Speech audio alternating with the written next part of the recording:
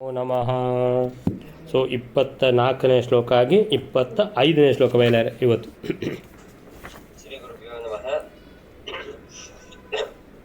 ಶ್ರೀಕಾಂತಾಂಘ್ರಿ ಪ್ರಸಂಗಾಧಿಕ ಶುಚಿತಮೋ ಯಾನ್ ಯಥಾ ಗಾಂಗ ಓಘೋ ರಾಜ್ಞಾ ಸಂಬಂಧಿತಾಂಘ್ರಿ ಸಕಲ ಗುಣ ಗಣೋಪೇತ ಪಾದಾದಿಕಾಂತಃ ಸರ್ವೇಷಾಂ ದರ್ಶನೀಯೋ ಲಿಖುಜಫಲಭೋ ವೇದ ಶಾಸ್ತ್ರಾದಿವೇದಿ ಪ್ರಾಪಾಯು ವಿಕ್ರಮಾರ್ಯೋ ಯಮಕಿರ ಗುರುಮಾನಂದ ತೀರ್ಥಂ ಪ್ರವಂತೆ. 25ನೇ ಶ್ಲೋಕ. ಮಧ್ವೇಶದ 13ನೇ ಶ್ಲೋಕಕ್ಕೆ ಪ್ರವೇಶ ಮಾಡ್ತಾ ಇದ್ದೇವೆ. ಈ ಶ್ಲೋಕದಲ್ಲಿ ನಿರಂತರವಾಗಿ ಭಗವಂತನ ಪಾದಸಂಗದಿಂದ ಗಂಗೆ ಪ್ರವಾಹದಂತೆ ಪರಮ ಪಾವನನಾಗಿ ಎಲ್ಲೆಡೆ ಸಂಚರಿಸುತ್ತಾ ಎಲ್ಲವನ್ನು ಪಾವನಗೊಳಿಸುತ್ತಾ ಜಯಸಿಂಹ ಭೂಪತಿಯ ಪ್ರಾರ್ಥನೆಯಂತೆ ಸಖ್ಯ ಪ್ರಾಂತದಿಂದ ಕುಂಬಳಿಗೆ ಮರಳಿದರು. ಕಾಲಿಗೆರೆಗಿದ ಜಯಸಿಂಹನಿಂದ ಮನ್ನಣೆಗೊಂಡರು. ಸರ್ವ ಲಕ್ಷಣಗಳಿಂದ ಕೂಡಿದ ಸರ್ವಾಂಗ ಸೌಂದರ್ಯದಿಂದ ಕುಂಬಳೆಯ ಜನರ ಕಣ್ಣಿಗೆ ಹಬ್ಬವಾಗಿ ನಡೆದು ಬಂದರು. ವೇದಜ್ಞರು ಸಕಲ ಶಾಸ್ತ್ರ ಪಂಡಿತರು ಆದ ಪ್ರಶಸ್ತ ಕುಲದ ತ್ರಿವಿಕ್ರಮ ಪಂಡಿತರ ಹೃದಯವನ್ನು ಗೆಲ್ಲಿಸಿದರು. ಅಂಥ ಲೋಕಗುರು ಆನಂದ ತೀರ್ಥ ಮುನಿಯನ್ನು ವಂದಿಸುತ್ತೇನೆ. ಶ್ರೀಕಾಂತಾಂಘ್ರಿ ಪ್ರಸಂಗಾತ್ ಅಧಿಕ ಶುಚಿತಮೋ ಯಾನ್ ಯಥಾ ಗಾಂಗ ಓಘೋ ರಾಜ್ಞಾ ಸಂವಂದಿತಾಂಘ್ರಿ ಸಕಲ ಗುಣಗಣೋಪೇತ ಪಾದಾದಿಕಾಂತಃ ಸಕಲ ಗುಣಗಣೋಪೇತ ಪಾದಾದಿಕಾಂತಃ ಸರ್ವೇಷಾಂ ದರ್ಶನೀಯಃ ಲಿಖುಚಕುಲಭವಃ ವೇದಶಾಸ್ತ್ರಾದಿವೇದಿ ಪ್ರಾಪಾಯುಗ್ವಿಕ್ರಮಾರ್ಯೋ ಯಂ ಅಖಿಲ ಗುರುಂ ಆನಂದತೀರ್ಥಂ ಪ್ರವಂದೇ. ಶ್ರೀಕಾಂತ ಅಂಘ್ರಿ. ಶ್ರೀಕಾಂತ ಭಗವಂತ, ಶ್ರೀಕಾಂತ ಲಕ್ಷ್ಮೀ ದೇವಿಯ ಕಾಂತ ಪತಿ. ಸೊ ಶ್ರೀಯಪ್ಪತಿಯ ಅಂಘ್ರಿ ಪಾದ, ಪ್ರಸಂಗಾತ್ ಅಂದರೆ ಸಂಬಂಧ, ಅಂದರೆ ಪಾದದಿಂದ ಗಂಗೆ ಹರಿದು ಬರುವಂಥದ್ದು. ಶ್ರೀಕಾಂತಾಂಘ್ರಿ ಪ್ರಸಂಗಾತ್ ಅಧಿಕ ಶುಚಿತಮೋ ಅಂತೇಳಿದರೆ ಅತ್ಯಂತ ಪವಿತ್ರವಾದ ಆ ಪಾದ ಕಮಲದಿಂದ ಹರಿದು ಬರುವಂತಹ ಆ ಗಂಗೆ ಅಧಿಕ ಶುಚಿತಮೋ. ಶುಚಿತಮೋ, ಶುಚಿ ಅಂದರೆ ಸ್ವಲ್ಪ ಶುಚಿ, ಶುಚಿತರ ಅಂದರೆ ಬಹಳ, ಅಂದರೆ ಬಾಕಿದಕ್ಕೆ ಕಂಪೇರ್ ಮಾಡಿದರೆ ಬಹಳ ಶುಚಿ, ಅದು ಶುಚಿತರ. ಶುಚಿತಮ ಅಂತೇಳಿದರೆ ಇದಕ್ಕಿಂತ ಮೇಲೆ ಶುಚಿಯೇ ಇಲ್ಲ, ಅದು ಶುಚಿತಮ. ಸೊ ಶ್ರೀಕಾಂತಾಂಘ್ರಿ ಪ್ರಸಂಗಾತ್ ಅಂದರೆ ಭಗವಂತನ ಪಾದ ಕಮಲದಲ್ಲಿ ಸಂಬಂಧ ಇಟ್ಟುಕೊಂಡಿರುವಂಥ, ಆದ್ದರಿಂದ ಹರಿದು ಬರುವಂಥ ಗಂಗೆ, ಆದ್ದರಿಂದ ಅವಳು ಅತ್ಯಂತ ಶುಚಿಯವಳು. ಯಾನ್ ಅಂದರೆ ಯಾನ್ ಅಂತೇಳಿದರೆ ಬರುವಂಥದ್ದು, ಗಚ್ಚನ್. ಯಥಾ ಗಾಂಗ ಓಘೋ ಯಾವ ರೀತಿ, ಓಘ ಅಂತೇಳಿದರೆ ಪ್ರವಾಹ. ಸೊ ಯಾವ ರೀತಿ ಈ ಗಂಗೆಯ ಪ್ರವಾಹ ಇದೆಯೋ, ಅಂದರೆ ಗಂಗೆ ಎಲ್ಲಿಯೂ ನಿಲ್ಲುವುದಿಲ್ಲ, ರಭಸವಾಗಿ ಬರ್ತಾ ಇರ್ತಾಳೆ, ಎಲ್ಲರ ಪಾಪ ಪರಿಹಾರ ಮಾಡ್ತಾಳೆ, ಅಂತಹ ಪವಿತ್ರವಾಗಿರುವಂಥ ಗಂಗೆ. ಸೊ ಆ ರೀತಿ ಮಧ್ವರು ಯಥಾ ಗಾಂಗ ಓಘೋ ಯಾವ ರೀತಿ ಈ ಗಂಗೆ ನಿರಂತರ ಹರಿದು ಬರ್ತಾಳೆ, ಯಾವ ತಡೆ ಇಲ್ಲದೆ ಬರ್ತಾ ಇರ್ತಾಳೋ ಆ ರೀತಿ ಮಧ್ವಾಚಾರ್ಯರು ಕೂಡ ಬೆಳಗುತ್ತಾ ಪವಿತ್ರರಾದ ಮಧ್ವಾಚಾರ್ಯರಿಗೂ ಕೂಡ ಅವರ ಮನಸ್ಸು ಭಗವಂತನ ಪಾದಕಮಲದಲ್ಲೇ ಇರುವುದು. ಆದ್ದರಿಂದ ಹೇಗೆ ಗಂಗೆ ಆ ಪವಿತ್ರವಾದ ಪಾದಕಮಲದಿಂದ ಹರಿದು ಬಂದಳೋ, ಅವಳು ಮಾತ್ರ ಒಂದೇ ಸಲ ಪಾದಕಮಲ ಬಿಟ್ಟಾಗಿದೆ, ಅವಳು ಹರಿದು ಅವಳು ಮುಂದೆ ಹೋಗಿದ್ದಾಳೆ. ಆದರೆ ಮಧ್ವಾಚಾರ್ಯರು ಮಾತ್ರ ಅವರ ಮನಸ್ಸು ನಿರಂತರ ಭಗವಂತನ ಪಾದಕಮಲದಲ್ಲೇ ಇರುವಂಥದ್ದು. ಮಧ್ವಾಚಾರ್ಯರಷ್ಟು ಪವಿತ್ರ ಗಂಗೆಯಿಂದ ಎಷ್ಟೋ ಸಾವಿರ ಪಟ್ಟು ಪವಿತ್ರ ಮಧ್ವಾಚಾರ್ಯರು. ಸೊ ಶ್ರೀಕಾಂತಾಂಘ್ರಿ ಪ್ರಸಂಗಾತ್ ಅಧಿಕ ಶುಚಿತಮ. ಅವರು ಅಂತೇಳಿದರೆ ಯಾವುದೇ ಒಂದು ಕೆಟ್ಟ ಒಂದು ಆ ಪ್ರಸಂಗಗಳೇ ಮಧ್ವಾಚಾರ್ಯರ ಹತ್ರ ಇಲ್ಲ. ಏನು ಪ್ರಸಂಗ ಅಂತೇಳಿದರೆ ಭಗವಂತ ಕೆಲಸ ಕೊಟ್ಟಿದ್ದಾನೆ, ಆ ಕೆಲಸ ಮಾಡುವಂಥದ್ದು ಮಾತ್ರ ಅವರ ತಲೆ ಇರುವಂಥದ್ದು. ಯಾವುದೇ ಅರಿಷಡ್ವರ್ಗಗಳಿಲ್ಲ, ಸ್ವಾರ್ಥ ಇಲ್ಲ, ಅಹಂಕಾರ ಇಲ್ಲ. ಸದಾ ಭಗವಂತನ ಪಾದಕಮಲದಲ್ಲಿ ಮನಸ್ಸಿಟ್ಟಿದ್ದಾರೆ ಅಂದರೆ ಎಲ್ಲಿ ಅಹಂಕಾರ? ಭಗವಂತನ ಸೇವಕ.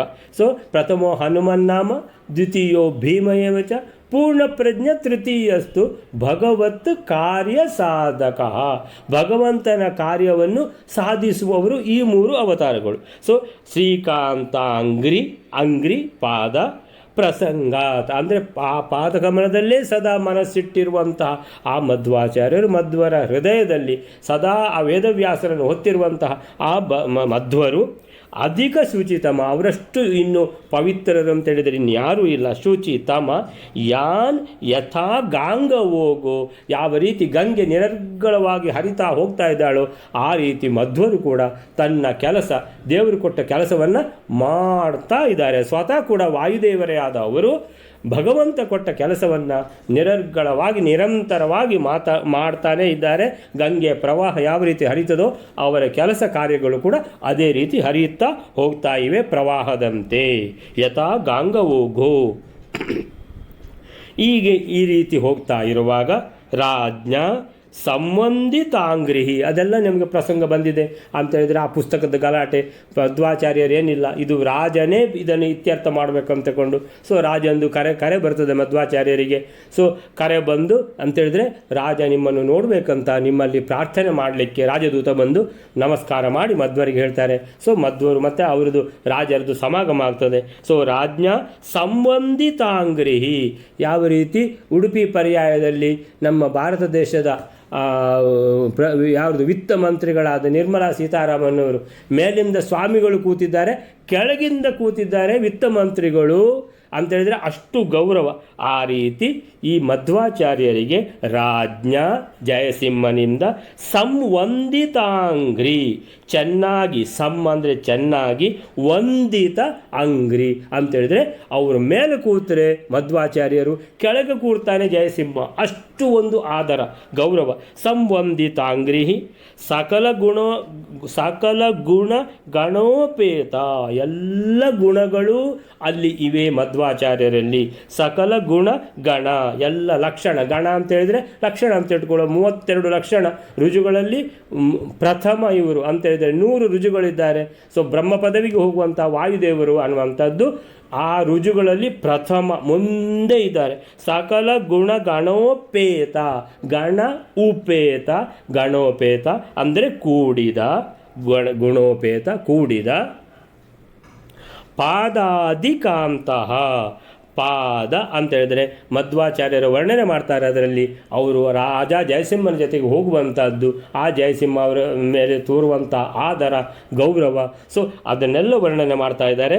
ಸೊ ಗುಣೋಪೇತ, ಆ ಗುಣಗಳಿಂದ ಕೂಡಿದ, ಉಪೇತ, ಪಾದ ಆದಿಕ ಅಂತಹ ಅಂತ ಹೇಳಿದರೆ ಪಾದ ಆದಿ, ಪಾದದಿಂದ ಆದಿ ಹಿಡಿದು ಪಾದ ಆದಿಕ ಅಂತಹ ಅಂದರೆ ಶಿರದವರೆಗೆ, ಪಾದದಿಂದ ಶಿರದವರೆಗೆ ಸಕಲ ಗುಣ ಗಣೋಪೇತ ಅಂತ ಹೇಳಿದರೆ ಪಾದ ಆದಿಕ ಅಂತ ಅಂದರೆ ಪಾದಾತ್ ಶಿರಪರ್ಯಂತಂ. ಸರ್ವೇಷಾಂ ದರ್ಶನೀಯ, ಎಲ್ಲರೂ ಮಧ್ವಾಚಾರ್ಯರನ್ನು ನೋಡಲಿಕ್ಕೆ, ರಾಜನನ್ನು ನೋಡಲಿಕ್ಕೆ ಅಂತ ಬಂದಿರೋದು ಜನಗಳು.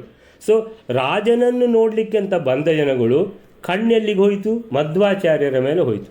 ಮಧ್ವಾಚಾರ್ಯರ ಮೇಲೆ ಹೋದ ಕಣ್ಣು ಮತ್ತೆ ಎಲ್ಲಿಗೂ ಹೋಗಲಿಲ್ಲ, ಅವರನ್ನೇ ನೋಡ್ತಾ ಕೂತ್ಕೊಳ್ಳೋದು. ಅಂದರೆ ಆಶ್ಚರ್ಯ ಆಗಿ ಹೋಗಿದೆ ಜನರಿಗೆ, ಅರೆ ಇದೊಂದು ಅಂತ ಹೇಳಿದರೆ ಇಷ್ಟು ತನಕ ಈ ಥರ ಒಂದು ನಾವು ನೋಡಲೇ ಇಲ್ಲ ಅಂತ. ಸೊ ಸರ್ವೇಷಾಂ ದರ್ಶನೀಯ. ಅದು ಅಲ್ಲದೆ ಯಾರು ಬಹಳ ಸಾವಿರಗಟ್ಟಲೆ ಜನರು ನೆರೆದಿದ್ದಾರೆ, ಕೆಲವರು ಆ ನುಗ್ಗಲಿನಲ್ಲಿ ಇನ್ನೇನು ನಾವು ಅಡಿಬಿದ್ದು ಸಾಯುವುದು ಬೇಡ ಅಂತ ಹೇಳ್ಕೊಂಡು ದೂರ ನಿಂತಿದ್ದಾರೆ. ನಾವು ನುಗ್ಗಲಿಗೆ ನಾವು ಹೋಗೋದಿಲ್ಲ ಅಂತ. ಆ ದೂರ ನಿಂತವರಿಗೂ ಕೂಡ ಮಧ್ವರು ಕಾಣಿಸಿದರು ಎದೆಯಿಂದ ಮೇಲೆ. ಆದ್ದರಿಂದ ನಾರಾಯಣ ಪಂಡಿತಾಚಾರ್ಯ ಹೇಳ್ತಾರೆ ವಾಯುದೇವರು ಇವರು, ಆದ್ದರಿಂದ ಇವರಿಗೆ ಅಷ್ಟ ಸಿದ್ಧಿಗಳುಂಟು. ಗರಿಮಾ ಅಣಿಮಾ ಅಂತ ಹೇಳ್ಕೊಂಡು, ಗರಿಮಾ ಅಂತ ಹೇಳಿದ ಕೂಡಲೇ ಎಲ್ದಿದ್ದರೂ ಮಧ್ವಾಚಾರ್ಯರು ಆಜಾನುಬಾಹು. ಆಮೇಲೆ ಗರಿಮಾ ಅಂತ ಹೇಳ್ಕೊಂಡು ಆ ಸಿದ್ಧಿಯನ್ನು ಉಪಯೋಗಿಸಿದರೆ ಎಷ್ಟು ಎತ್ತರ ಬೇಕಾದರೂ ಕಾಣ್ತಾರೆ ಹನುಮಾನನಾಗೆ. ಸೊ ವಾಮನ ತ್ರಿವಿಕ್ರಮನಾದಾಗೆ. ಸೊ ಸರ್ವೇಷಾಂ ದರ್ಶನೀಯ ಲಿಕುಚಕುಲ ಭವ. ಆಮೇಲಿಂದ ಯಾರ್ದು ಪರಿಚಯ ಆಯಿತು? ಲಿಕುಚಕುಲ ಉತ್ಪನ್ನ ಯಾರು? ತ್ರಿವಿಕ್ರಮ ಪಂಡಿತಾಚಾರ್ಯರು. ಲಿಕುಚಕುಲ ಭವ ವೇದಶಾಸ್ತ್ರಾದಿ ವೇದಿ. ತ್ರಿವಿಕ್ರಮ ಪಂಡಿತಾಚಾರ್ಯರಂದರೆ ಎಲ್ಲ ವೇದಾಂಗಗಳು ಯಾವುದು? ಜ್ಯೋತಿಷ್ಯ, ಛಂದಸ್ಸು, ವ್ಯಾಕರಣ, ಕಲ್ಪ, ಈ ರೀತಿ ಈ ಎಲ್ಲ ವೇದಾಂಗಗಳು, ಎಲ್ಲ ಶಾಸ್ತ್ರಗಳು. ಅದು ಅಲ್ಲದೆ ಕವಿತ್ವ ಆದಿ. ವೇದಶಾಸ್ತ್ರಗಳು ಆದಿ ಅಂತ ಹೇಳಿದರೆ ಅವರು ಸಣ್ಣ ವಯಸ್ಸಿನಲ್ಲಿ ಇರುವಾಗಲೇ ಉಷಾಹರಣ ಅನ್ನುವಂಥದ್ದು ಕಾವ್ಯವನ್ನೇ ಬರೆದಿದ್ದಾರೆ. ಇಷ್ಟು ಸಣ್ಣ ಮಗು ತೊಡೆದಲು ನುಡಿತಾ ಇರುವಾಗ ಕೂಡ ಅವರು ಬರೆದಿದ್ದಾರೆ. ಒಂದು ಅವರು ಮಾತಾಡ್ತಿರುವಂಥದ್ದು ಯಾವುದು ಮನೆ ಮುಂದೆ ಭಿಕ್ಷುಕ ಬಂದಾಗ ಅವರು ಹೇಳುವಂಥದ್ದು ಮಾತು ಇದರಲ್ಲಿ ನಾವು ಆಲ್ರೆಡಿ ಓದಿದ್ದೇವೆ. ಯಾವುದರಲ್ಲಿ? ಇದರಲ್ಲಿ ಮಧ್ವವಿಜಯದಲ್ಲಿ. ಸೊ ವೇದಶಾಸ್ತ್ರಾದಿ ವೇದಿ ವೇದ ಅಂತೇಳಿದರೆ ವೇದಗಳು, ವೇದಿ ಅಂದರೆ ತಿಳ್ಕೊಂಡವರು, ವೇದವನ್ನು ತಿಳ್ಕೊಂಡವರು, ಶಾಸ್ತ್ರವನ್ನು ತಿಳ್ಕೊಂಡವರು, ಕವಿತ್ವವನ್ನು ಮಾಡುವುದರಲ್ಲಿ ನಿಪುಣರಾದ ಈ ವೇದಿ ಯಾರು? ತ್ರಿವಿಕ್ರಮ ಪಂಡಿತಾಚಾರ್ಯರು.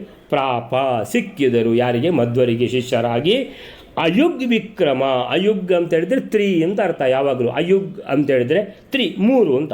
ಸೊ ಅಯುಗ್ ವಿಕ್ರಮ ಅಂತ ಹೇಳಿದರೆ ತ್ರಿವಿಕ್ರಮ ಅಂತ. ಸೊ ಅಯುಗ್ ವಿಕ್ರಮ ಆರ್ಯ ತ್ರಿವಿಕ್ರಮ ಪಂಡಿತಾಚಾರ್ಯರು ಸಿಕ್ಕಿದರು ಶಿಷ್ಯರಾಗಿ. ಅಂದರೆ ತ್ರಿವಿಕ್ರಮ ಪಂಡಿತಾಚಾರ್ಯರು ಸಿಕ್ಕಿದ್ದೊಂದು ಬಹಳ ವಿಶೇಷ. ಅದೇ ರೀತಿ ಪದ್ಮನಾಭ ತೀರ್ಥರು ಅಂತ ಹೇಳಿದರೆ ಶೋಭನ ಭಟ್ರು. ಇವರಿಬ್ಬರು ಅಗ್ರಗಣ್ಯರು ಶಿಷ್ಯರಲ್ಲಿ. ಸೊ ವಿಕ್ರಮಾರ್ಯ ಯಂ ಅಖಿಲ ಗುರುಂ ಆನಂದ ತೀರ್ಥಂ ಪ್ರವಂದೆ. ಸೊ ಅವರಿಗೆ ಬೇಕಾಗಿತ್ತು ಒಬ್ಬರು ಗುರುಗಳು, ಸರಿಯಾದ ಒಂದು ಉಪಾಸನಾ ಕ್ರಮವನ್ನು ಹೇಳಿಕೊಡುವವರು ಬೇಕಾಗಿತ್ತು. ಅವರಿಗೆ ಅಖಿಲ ಗುರುಗಳಾದ ಆನಂದ ತೀರ್ಥರು ಸಿಕ್ಕಿದರು ಅವರಿಗೆ. ಸೊ ಈ ರೀತಿ ಮಧ್ವರ ಒಂದು ಕೀರ್ತಿ ಅನ್ನುವಂಥದ್ದು ನಿಷ್ಕಳಂಕ ಕೀರ್ತಿ, ದೇವರ ಕೆಲಸ ಮಾಡುವಂಥದ್ದು. ಅಂತಹ ಮಧ್ವರು ಮತ್ತು ಮಧ್ವರ ಜಗದ್ಗುರುಗಳಾದ ಭಗವಂತ. ಸೊ ಮಧ್ವರು ಮತ್ತು ವೇದವ್ಯಾಸರು ಅವರಿಬ್ಬರಿಗೂ ಪ್ರವಂದೆ ನಮ್ಮ ಬುದ್ಧಿಯನ್ನು ನೆಟ್ಟಗೆ ಮಾಡಲಿ, ನಮಗೆ ಬೇಕಾದ ಅನುಗ್ರಹವನ್ನು ಕೊಡಲಿ, ನಾವು ಸಹ ಮೋಕ್ಷವನ್ನು ಸಾಧಿಸುವಂತಾಗಲಿ ಅಂತ ತಿಳ್ಕೊಂಡು ನಾವು ಸಹ ಅವರಿಗೆ ಭಕ್ತಿಯಿಂದ ನಮಸ್ಕರಿಸುತ್ತೇವೆ ಅಂತ ನಾರಾಯಣ ಪಂಡಿತರ ಜೊತೆಗೆ ನಾವು ಸಹ ಹೇಳ್ತಾ ಇದ್ದೇವೆ. 25ನೇ ಈ ಶ್ಲೋಕ. ಇದರಲ್ಲಿ ಈಗ ಶ್ರೀಕಾಂತಾಂಗ್ರಿ ಅಂತ ಹೇಳಿದರೆ 13ನೇ ಅಧ್ಯಾಯದ 7 ಮತ್ತು 8ನೇ ಶ್ಲೋಕಗಳು. 7 ಮತ್ತು 8ನೇ ಶ್ಲೋಕ. ಅಮರೈಹಿ ಅಮರಾನುಗೈಹಿ ಮುನೀಂದ್ರೈಹಿ ಅಪರೇಕ್ಷಾ ವಿಷಯೈಶ್ಚ ಸೇವ್ಯಮಾನಃ ಹರಿಪಾದ ಸರೋಜ ಸಂಗಸಾರಃ ಭುವನೆ ಪಾವನ ಪಾವನೋ ನಿಕಾಮಂ. ಅಮರೈಹಿ ದೇವತೆಗಳು, ಅಮರಾನುಗೈಹಿ ದೇವತೆಗಳ ಸೇವಕರುಗಳು, ಗಂಧರ್ವರು, ಕಿನ್ನರರು, ಋಷಿಗಳು ಮೊದಲಾದವರು, ಮುನೀಂದ್ರೈಹಿ ಋಷಿಮುನಿಗಳು, ಅಪರೇಕ್ಷಾ ವಿಷಯೈಶ್ಚ ಸೇವ್ಯಮಾನಃ ಮಧ್ವಾಚಾರ್ಯರ ಸೇವೆ ಮಾಡ್ತಾ ಇದ್ದಾರೆ. ಅರೆ ದೇವತೆಗಳು ಸೇವೆ ಮಾಡ್ತಾ ಇದ್ದಾರಾ ಅಂತೇಳಿದರೆ ಅಪರೇಕ್ಷಾ ಅವಿಷಯೈಶ್ಚ ಅಂದರೆ ಅಪರೇಕ್ಷಾ ಅಪರ ಇತರರು, ಈಕ್ಷಾ ಅಂದರೆ ನೋಡುವುದು. ಸೊ ಇತರರ ದೃಷ್ಟಿಗೆ ಆ ವಿಷಯ ಯಾರಿಗೂ ಕಾಣಿಸೋದಿಲ್ಲ. ಶೇಷದೇವರು ಬಂದರು ಅಂತ ಹೇಳಿದರೆ ರಾತ್ರಿಯಲ್ಲಿ ಆ ಲೈಟ್ ಏನೋ ಮಿಣುಗ್ತಾ ಇದೆ, ಮತ್ತು ಶೇಷದೇವರು ಯಾರಿಗೆ ಕಾಣಿಸೋದಿಲ್ಲ. ಸೊ ಆ ರೀತಿಯಲ್ಲಿ ಎಲ್ಲ ದೇವತೆಗಳಿಂದ ಸೇವಿಸಲ್ಪಡುವ ಮಧ್ವರು, ಸೇವ್ಯಮಾನಃ ಸೇವಿಸಲ್ಪಡ್ತಿರುವಂತಹ ಮಧ್ವರು, ಹರಿಪಾದ ಸರೋಜ ಸಂಗಸಾರೋ ಅದನ್ನು ಮಧ್ವರು ಅಂತ ಹೇಳಿದರೆ ಗಂಗೆಯ ಪ್ರವಾಹದ ಥರ. ಈ ಗಂಗೆ ಯಾರು? ಹರಿಪಾದ ಸರೋಜ. ಹರಿ ಅಂತ ಹೇಳಿದ್ರೆ ಭಗವಂತನ ಪಾದ ಕಮಲ, ಸರೋಜ ಅಂದರೆ ಕಮಲ, ಸರ ಅಂದರೆ ನೀರು, ನೀರಿಂದ ಹುಟ್ಟಿದ್ದು. ಸೊ ಹರಿಪಾದ ಕಮಲ, ಹರಿ ಭಗವಂತನ ಪಾದ ಕಮಲದ ಸಂಗಸಾರೋ ಅಂತ ಹೇಳಿದರೆ ಭಗವಂತನ ಪಾದದಿಂದ ಹುಟ್ಟಿ ಬಂದವಳು ಗಂಗೆ, ಭಗವಂತನ ಪಾದ ಕಮಲದಲ್ಲೇ ತನ್ನ ಮನಸ್ಸಿಟ್ಟಿರುವಂತಹ ಮಧ್ವರು. ಸೊ ಇಬ್ಬರು ಕೂಡ ಅಂತೇಳಿದ್ರೆ ಅತ್ಯಂತ ಪವಿತ್ರರು. ಭುವನೆ ಈ ಭುವನದಲ್ಲಿ, ಈ ಪೃಥ್ವಿಯಲ್ಲಿ ಪಾವನೋ ಅತ್ಯಂತ ಪವಿತ್ರರು. ನಿಕಾಮಂ ಬಹಳವಾಗಿ ಪವಿತ್ರರಾಗಿರುವಂಥ ಇವರದ್ದು. ಸೊ ಗಂಗೆ ಹರಿತಾ ಇದ್ದಾಳೆ. ಅದೇ ರೀತಿ ಗಂಗೆಯ ಪ್ರವಾಹ ಇದ್ದ ಹಾಗೆ ಮಧ್ವಾಚಾರ್ಯರ ಪ್ರಯಾಣವೂ ಕೂಡ, ಮಧ್ವಾಚಾರ್ಯರ ದ್ವೈತ ಮತದ ಸಿದ್ಧಾಂತದ ಪ್ರಸಾರ ಕೂಡ ಆಗ್ತಾ ಇದೆ. ಅಯಂ ಅಪ್ರತಿವಾರಣ ಪ್ರಯಾಣೇ ಪ್ರಯಾಣದಲ್ಲಿ ಹೇಗೆ ಗಂಗೆಯನ್ನು ಯಾರಿಗೂ ತಡೆದು ನಿಲ್ಲಿಸಲಿಕ್ಕೆ ಆಗುವುದಿಲ್ಲವೋ ಹಾಗೆ ಮಧ್ವರ ಪ್ರಯಾಣ ಕೂಡ ಅಯಂ ಅಪ್ರತಿವಾರಣ. ವಾರಯತು ಅಂತೇಳಿದರೆ ತಡೆಯಿರಿ. ಅಪ್ರತಿವಾರಣ ಅಂತೇಳಿದರೆ ತಡಿಲಿಕ್ಕೆ ಯಾರಿಂದಲೂ ಸಾಧ್ಯ ಇಲ್ಲ. ಅಪ್ರತಿವಾರಣ ಪ್ರಯಾಣೆ ಪರಮಾನಂದ ಸುತೀರ್ಥ ಸೂರಿರಾಜ. ಪರಮಾನಂದ ಸುತೀರ್ಥ, ಆನಂದ ತೀರ್ಥರು ಅಂತೇಳಿದರೆ ಎಲ್ಲರಿಗೂ ಆನಂದವನ್ನು ಕೊಡುವಂಥ ತೀರ್ಥರು, ಮೋಕ್ಷಕ್ಕೆ ಮಾರ್ಗವನ್ನು ತೋರಿಸುವಂತಹ ತತ್ವಜ್ಞಾನವನ್ನು ಕೊಡುವಂತಹ ಮಧ್ವಾಚಾರ್ಯರಷ್ಟು ಒಳ್ಳೆಯ ತೀರ್ಥರು ಇನ್ಯಾರೂ ಇಲ್ಲ. ಸುತೀರ್ಥ, ಪರಮಾನಂದ ಸುತೀರ್ಥ ಸೂರಿರಾಜ. ಸೂರಿ ಅಂದರೆ ಎಲ್ಲ ಜ್ಞಾನವನ್ನು ಹೊಂದಿರುವಂತಹ ಮಧ್ವರು ಸೂರಿರಾಜ. ಆಮೇಲೆ ವಿಭಭೌ, ಪ್ರಕಾಶಿಸಿದರು, ಕಂಗೊಳಿಸಿದರು. ಅತಿವೇಲಂ, ಅಚ್ಚರೂಪ, ಅತಿಶಯವಾಗಿ. ಅತಿವೇಲಂ ಅಚ್ಚರೂಪ, ನಿರ್ಮಲ ರೂಪ, ನಿರ್ಮಲ ಚಾರಿತ್ರ್ಯ. ಏನು ಒಂದು ಕಳಂಕ ಅಂದರೆ ಆ ಮನಸ್ಸು ಕೂಡ ದೇವರಲ್ಲೇ ಲೀನವಾಗಿರುವಂತಹ ಮನಸ್ಸು, ಅತ್ಯಂತ ಶುದ್ಧವಾದ ಮನಸ್ಸು. ಅಚ್ಚರೂಪ, ರೂಪ ಯಾವ ರೀತಿ ಇದೆಯೋ ಅದೇ ರೀತಿ ಮನಸ್ಸು.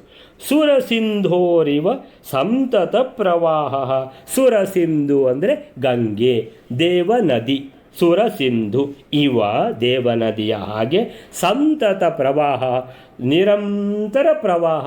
ಅವಳದು ಗಂಗೆದ್ದು ಪ್ರವಾಹ, ಅವಳದು ಮಧ್ವರದ್ದು ಪ್ರಯಾಣ ನಡೀತಾ ಇದೆ. ಗಂಗೆಯ ಪ್ರವಾಹದ ಥರ ಹೋಗ್ತಾ ಇದ್ದಾರೆ ಅನ್ನುವಂಥದ್ದು.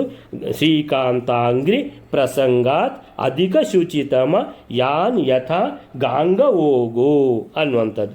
ನಂತರ ರಾಜ್ಞಾ ಸಂವಂದಿತಾಂಗ್ರಿಹಿ. ಜಯಸಿಂಹನ ರಾಜ್ಯಕ್ಕೆ ಬಂದರು ಅಂತೇಳಿದರೆ ಸಮಯೇನ ಗತೋ ಅಮೀಯ ಸಾಸೌ ಅಮಹೀಯ ಸಾಸೌ ವಿಷಯಂ ಸ್ತಂಭಪದೌ ಉಪಸರ್ಜನಾಖ್ಯಂ ಮದನಾಧಿಪತೆ ಸುಧಾಮಧಾಮ ಪ್ರವಿವೇಶ ಅಖಿಲ ಲೋಕ ವಂದನೀಯಂ. ಮದನೇಶ್ವರ ಊರಿಗೆ ಬಂದಿದ್ದಾರೆ. ಆ ಊರಿನ ಅಂತೇಳಿದ್ರೆ ಕಬೆನಾಡುವನಂತಹ ಆ ಪ್ರದೇಶಕ್ಕೆ ಸೇರಿದ್ದು ಅದರ ರಾಜ ಜಯಸಿಂಹ. 9ನೇ ಶ್ಲೋಕ ಆಗಿ ಆಮೇಲಿಂದ ಅವರ ಪ್ರಯಾಣವನ್ನೆಲ್ಲ ವಿವರಿಸ್ತಾ ಇದ್ದಾರೆ ಮುಂದಕ್ಕೆ. ನಾವು 21ನೇ ಶ್ಲೋಕಕ್ಕೆ ಬಂದರೆ ರಾಜ್ಞಾ ಸಂವಂದಿತಾಂಗ್ರಿಹಿ. ಏನಂತ ಹೇಳಿದರೆ 21ನೇ ಶ್ಲೋಕ, ಮದನೇಶ್ವರ ವಲ್ಲಭ ಪ್ರದೇಶೆ. ಮದನೇಶ್ವರ ಇರುವಂತಹ ದೇವಾಲಯ ಇರುವಂತಹ ಆ ವಲ್ಲಭ ಅಂದರೆ ಕಬೆನಾಡು ಅನ್ನುವಂತಹ ಈ ಪ್ರದೇಶ. ಅದಕ್ಕೆ ಆವಾಗೆಲ್ಲ ದೇಶ ಅಂತ ಹೆಸರು. ಮದನೇಶ್ವರ ನೆಲೆಸಿದ ಊರು ಊರು, ಮಧೂರು, ಕಬೆನಾಡು ಅಂತ ಈ ಸುಮಾರೆಲ್ಲ ಹೆಸರು ಅದಕ್ಕೆ. ಆಚಾರ್ಯರನ್ನು ಪ್ರಭುಂ ಆಯಾಂತಂ ಬರ್ತಾ ಇದ್ದಾರೆ. ಅಥ ಅಭ್ಯಪದ್ಯತ ದ್ರಾಕ್, ಎದುರುಗೊಳ್ಳಬೇಕೀಗ. ಜಯಸಿಂಹ ಇಮಂ ನಿಸಿಂಹವರ್ಯ ಅಂತೇಳಿದರೆ ಈ ರಾಜ ಬಾಕಿದ್ದವರ ಹಾಗೆ ಅಲ್ಲ. ನರಸಿಂಹ ಯಾವುದು ವಿತ್ತ ಮಂತ್ರಿಗಳು ಇದ್ದ ಹಾಗೆ ನೃಸಿಂಹವರ್ಯ ರಾಜಶ್ರೇಷ್ಠ ಜಯಸಿಂಹ. ಇವನು ಶುಭಧೀಹಿ ಅಂತ ಒಳ್ಳೆ ಇರುವವನು. ಶುಭಧೀಹಿ ಶಬ್ದಾಭಕ್ತಿ ಇರುವವನು. ಸ್ವಾಮಿಗಳಂತ ಹೇಳಿದ್ರೆ ಮಧ್ವಾಚಾರ್ಯರಂತ ಹೇಳಿದ್ರೆ ವಾಯುದೇವರ ಅವತಾರ ಅಂತ ಅವನಿಗೆ ಗೊತ್ತಿಲ್ಲದಿದ್ದರೂ ಕೂಡ ಸ್ವಾಮಿಗಳು ಅನ್ನುವಂಥ ಪೂರ್ತಿ ಗೌರವವನ್ನು ಹೊಂದಿದ್ದಾನೆ. ಅವರ ಕೀರ್ತಿಯನ್ನು ಕೇಳಿದ್ದಾನೆ. ಶುಭಧೀಹಿ ಸ್ತಂಭ ವಿಶಿಷ್ಟ ಸಿಂಹನಾಮ. ಸ್ತಂಭ ವಿಶಿಷ್ಟ ಅಂದರೆ ಕಂಬ, ಸ್ತಂಭ ಅಂದರೆ ಕಂಬ, ಸಿಂಹ ಅಂದರೆ ಸ್ತಂಭಕ್ಕೆ ಕಂಬ ಕಬೆ ಆಗಿದೆ. ಅದು ಸಿಂಹ ಅಂದರೆ ಸಿಂಹ, ಕಬೆ ಸಿಂಹ ಅಂತ ಅಂದರೆ ಕಬೆನಾಡಿನ ರಾಜ ಜಯಸಿಂಹ, ಅವನಿಗೆ ಕಬೆ ಸಿಂಹ ಅಂತ ಇನ್ನೊಂದು ಹೆಸರು. ಇದು ಯಾವುದಿದು ಈ ಮದನೇಶ್ವರ, ಕಾಸರಗೋಡು, ಕುಂಬ್ಳೆ ಈ ಎಲ್ಲ ಜಾಗಗಳು. ಅವನು ಈಗ ಅವರನ್ನು ಎದುರುಗೊಳ್ಳಬೇಕು. ಅವನು ಹೇಗೆ ಎದುರುಗೊಳ್ತಾನೆ? ಅವತೀರ್ಯ ಪುರೈವ ವಾಹನಾತ್ ಸ್ವಾದ್ ಅಪಿ ಮಾರ್ಗಾತ್ ಅಪಸಾರ್ಯ ಸೈನಿಕಾನ್ ಸಹ ಕೈಶ್ಚನ. 22ನೇ ಶ್ಲೋಕ. ಸಹ ಕೈಶ್ಚನ ಭೂಸುರೈ ಅವಾಪ್ತ ತ್ರಿಜಗತ್ ಪೂಜ್ಯ ಪದಾಂತಿಕೇನ ನಾಮ ಅವತೀರ್ಯ. ಅವತೀರ್ಯ ಅಂದರೆ ಅವತರಣ. ಆರೋಹಣ ಅಂದರೆ ಮೇಲೋಗೋದು, ಅವತರಣ ಅಂದರೆ ಕೆಳಗೆ ಬರೋದು. ಅವತೀರ್ಯ ಅಂದರೆ ಕೆಳಗೆ ಬರುವುದು ಅಂದರೆ ಎಲ್ಲಿಂದ ಅವನೊಂದು ಬಹುಶಃ ಯಾವುದು ಒಂದು ಆವಾಗಿನ ಕಾಲದಲ್ಲಿ ಕಾರೆಲ್ಲ ಇತ್ತ ಗೊತ್ತಿಲ್ಲ. ಸೊ ಒಂದು ವೇಳೆ ಕಾರು ಅಂತ ಎಣಿಸ್ಕೊಂಡ್ರೆ ಕಾರಿಂದ ಇಳಿದ, ಅಥವಾ ಒಂದು ಒಳ್ಳೆಯ ಒಂದು ಕುದುರೆಗಳಿರುವಂಥ ರಥದಿಂದ ಅದರಲ್ಲಿ ಬರ್ತಾ ಇದ್ದಾನೆ ಅಂತ ಹೇಳಿದ್ರೆ ಅದರಿಂದ ಇಳಿದ ಅಂತ. ಅವತೀರ್ಯ ಪುರ ಏವ ವಾಹನಾತ್, ಯಾವ ವಾಹನದಲ್ಲಿ ಬಂದಿದ್ದಾನೋ ಆ ವಾಹನದಿಂದ ಅಲ್ಲಿ ಮಧ್ವಾಚಾರ್ಯರನ್ನು ಅಷ್ಟು ದೂರದಲ್ಲಿ ನೋಡಿದ ಅಂತ ಹೇಳಿದ ಕೂಡಲೇ ಓ ಸ್ವಾಮಿಗಳು ನನಗೆ ಕಾಣ್ತಾ ಇದ್ದಾರೆ ಅಂತ ಇಳಿದು ಬಿಟ್ಟ. ಸ್ವಾಮಿಗಳ ಹತ್ತಿರದವರೆಗೆ ವಾಹನದಲ್ಲಿ ಬರುವಂಥ ಕ್ರಮ ಇಲ್ಲ, ಅಲ್ಲೇ ಇಳಿದ, ದೂರದಲ್ಲೇ ಇಳಿದ. ಅವತೀರ್ಯ ಪುರ ಏವ, ಬಹಳ ಬೇಗನೆ ಇಳಿದ. ವಾಹನಾತ್ ಸ್ವಾತ್, ತನ್ನ ವಾಹನದಿಂದ. ಅಪಿ ಮಾರ್ಗಾತ್ ಅಪಸಾರ್ಯ ಸೈನಿಕಾನ್ ಸಹ, ರಾಜ ಬರ್ತಾನೆ ಅಂತ ಹೇಳಿದರೆ ರಾಜನ ಹಿಂದೆ ಮುಂದೆ ಎಷ್ಟೋ ಸೈನಿಕರು, ರಾಜಭಟರು. ಸೊ ಈಗ ನಮ್ಮ ಎಲ್ಲ ಯಾವುದು ಪ್ರೈಮ್ ಮಿನಿಸ್ಟರ್ ಬರ್ತಾರೆ ಅಂತ ಹೇಳಿದ್ರೆ ಒಂದಷ್ಟು ಜನ ಅವರಿಗೆ ಸೆಕ್ಯೂರಿಟಿ ಇರ್ತದೆ. ಆ ಥರ ರಾಜ ಬರುವಾಗ ಕೂಡ ಅವನ ರಾಜಭಟರು ಒಂದಷ್ಟು ಜನ ರಾಜಭಟರಿಗೆ ಹೇಳಿಬಿಟ್ಟ, ನೀವು ಸರಿರಿ, ಮಾರ್ಗಾತ್ ಅಪಸಾರ್ಯ, ನೀವು ಸರ್ಕೊಳ್ಳಿ ಅಂತೇಳಿದರೆ ನನ್ನ ಹತ್ರನೂ ಬರೋದು ಬೇಡ, ನೀವು ದೂರನೇ ನಿಂತ್ಕೊಂಡು ಬಿಡಿ ಅಂತ ಹೇಳಿಬಿಟ್ಟ. ಯಾರಿಗೆ? ಸೈನಿಕರಿಗೆ. ಮಾರ್ಗಾತ್ ಅಪಸಾರ್ಯ ಸೈನಿಕಾನ್ ಸಹ, ಸೈನಿಕರಿಗೆ ಹೇಳಿಬಿಟ್ಟ ದೂರ ನಿಂತ್ಕೊಳ್ಳಿ. ಸಹ ಕೈಶ್ಚನ ಭೂಸುರೈ ಅವಾಪ್ತಃ ತ್ರಿಜಗತ್, ಆಮೇಲಿಂದ ಇದು ಸ್ವಾಮಿಗಳನ್ನು ನೋಡಬೇಕಲ್ಲ, ಅದಕ್ಕೆ ಭೂಸುರೈಹಿ, ಭೂಸುರರು ಅಂದರೆ ಬ್ರಾಹ್ಮಣರು. ಸೊ ಸ್ವಾಮಿಗಳಿಗೆ ತಾನು ರಾಜ, ಸೊ ತನಗೆ ಕೆಲವೆಲ್ಲ ಎಷ್ಟೋ ಗೊತ್ತಿರಲಿಕ್ಕಿಲ್ಲ. ಸೊ ಇದನ್ನೆಲ್ಲ ಮಂತ್ರಗಳನ್ನು ಹೇಳಬೇಕು, ಆದ ಸ್ತೋತ್ರಗಳನ್ನು ಹೇಳಬೇಕು. ಸ್ವಾಮಿಗಳು ಹೋಗುವಾಗ ಅವ್ರ ಜೊತೆಗೆ ಹೋಗುವುದಂತ ಹೇಳಿದರೆ ಅದಕ್ಕೆ ಏನು ಮಾಡಿದ್ದಾನೆ, ಸ್ವಾಮಿಗಳಿಗೆ ಎಲ್ಲ ಪಂಡಿತರು, ವಿದ್ವಾಂಸರು, ಬ್ರಾಹ್ಮಣರು ಇದ್ದರೆ, ಪುರೋಹಿತರುಗಳು, ರಾಜಪುರೋಹಿತರು ಎಲ್ಲ ಇದ್ದರೆ ಸ್ವಾಮಿಗಳಿಗೆ ಖುಷಿ ಆಗ್ತದೆ ಅಂತೇಳಿ ಅವ್ರನ್ನೆಲ್ಲ ಬರಲಿಕ್ಕೆ ಹೇಳಿದ್ದಾನೆ. ಸಹ ಕೈಶ್ಚನ ಭೂಸುರೈ ಅವಾಪ್ತಃ ತ್ರಿಜಗತ್ ಪೂಜ್ಯ ಪದಾಂತಿಕೆ ನಾಮ. ಸೊ ಇವರೆಲ್ಲರ ಜೊತೆಗೆ, ಎಲ್ಲ ಪುರೋಹಿತರುಗಳು, ಆ ಪಂಡಿತರುಗಳ ಜೊತೆಗೆ ಮಧ್ಯದಲ್ಲಿ ರಾಜ ಮಧ್ವಾಚಾರ್ಯರನ್ನು ನೋಡಿದ ಕೂಡಲೇ ಪೂಜ್ಯ ಪದಾಂತಿಕೆ, ಮಧ್ವಾಚಾರ್ಯರ ಪೂಜ್ಯ ಪಾದಗಳಿಗೆ ನಾಮ ನಮಸ್ಕಾರ ಮಾಡಿದ್ದಾನೆ. 22ನೇ ಶ್ಲೋಕ ಆಯಿತು. ಆಮೇಲಿಂದ ಸಕಲ ಗುಣ ಗಣೋಪೇತ ಪಾದಾದಿ ಕಾಂತಃ, ಪಾದದಿಂದ ಶಿರದವರೆಗೆ ಸಕಲ ಗಣಗುಣೋಪೇತ. 28ನೇ ಶ್ಲೋಕ. ಸೊ 28ನೇ ಶ್ಲೋಕ. ಅಶನೈಹಿ ಶನಕೈಹಿ ಇವ ಆವ್ರಜಂತಂ ಯುವ ಸಿಂಹ ಪ್ರವರ ಪ್ರಗಲ್ಭಯಾನಂ ಅತಿಪಾಟಲ ಪಾದ ಪಲ್ಲವಾಭ್ಯಾಂ ಅವನೀಂ ಪಾವನತಾಂ ಅಲಂ ನಯಂತಂ ಅಶನೈಶನಕೈರಿವ ಅಂತೇಳಿದ್ರೆ ಶನೈ ಅಂತೇಳಿದರೆ ಮೆಲ್ಲಗೆ. ಮಧ್ವಾಚಾರ್ಯರು ನಡೆಯುವಂಥದ್ದು ಅಷ್ಟು ಮೆಲ್ಲಗೆ ಕೂಡ ಅಲ್ಲ. ಅಶನೈಹಿ, ಅಷ್ಟು ಮೆಲ್ಲರೂ ನಡೀತಾ ಇಲ್ಲ. ಶನಕೈಹಿ ಇವ ಅಂತೇಳಿದ್ರೆ ಅವ್ರು ನಡೆಯುವಾಗ ಏನೂ ಆಯಾಸ ಇಲ್ಲ, ಆದ್ದರಿಂದ ಎಣಿಸ್ಕೋಬೇಕು ಇವ್ರು ಮೆಲ್ಲಗೆ ನಡೀತಾ ಇದ್ದಾರೆ ಅಂತಂದು. ಮೆಲ್ಲಗೆ ನಡೀತಾ ಇಲ್ಲ ಅವರು.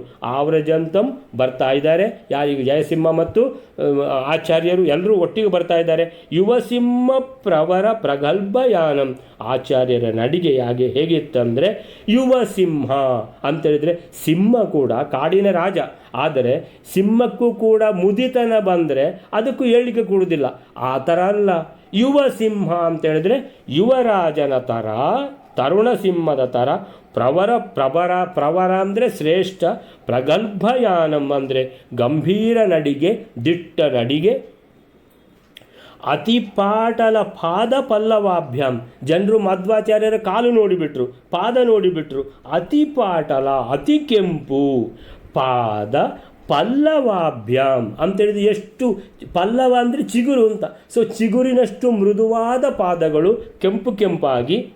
ಪಲ್ಲವಾಭ್ಯಾಂ ಅವನೀಂ ಅಂದರೆ ಪೃಥ್ವಿಯನ್ನು, ಅವನೀಂ ಪಾವನತಾಂ ಅಲಂ ನಯಂತಂ ಅಂತೇಳಿದರೆ ಎಲ್ಲಿ ನಡ್ಕೊಂಡು ಹೋಗಿದ್ದಾರೋ ಆ ಪೃಥ್ವಿ ದೇವಿಗೆ ಅಷ್ಟು ಖುಷಿ ಆಯಿತು.